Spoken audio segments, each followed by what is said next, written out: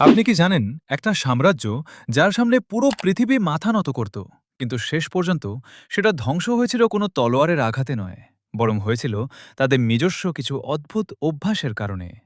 প্রাচীন রোমানরা রক্তক্ষয়ী গ্ল্যাডিয়েটর যুদ্ধ দেখতে ভালোবাসত, তা আমরা সবাই জানি। কিন্তু আপনি কি জানেন সফল গ্ল্যাডিয়েটরদের গায়ের ঘাম এবং রক্ত তখনকার নারীরা রূপচর্চার ক্রিম হিসেবে ব্যবহার করত? হ্যাঁ, তারা এটাকে সৌভাগ্যের প্রতীক মনে করত। ধনী রোমানদের পার্টিগুলো ছিল আরও অদ্ভুত। তারা ঘন্টার পর ঘন্টা ধরে ভোজের আয়োজন করত। বেশি খাওয়ার জন্য তারা খাওয়ার মাঝে ইচ্ছে করে বমি করত, যাতে পেট খালি করে আবার নতুন খাবার খাওয়া যায়। আর সবচেয়ে অদ্ভুত বিষয়, তারা কাপড় ধোয়ার জন্য এবং দাঁত পরিষ্কার করতে মানুষের প্রস্রাব ব্যবহার করত। প্রস্রাবে থাকা অ্যামোনিয়া কাপড়ের দাগ তুলতে সাহায্য করত বলে সরকারের ওপর করও বসিয়েছিল।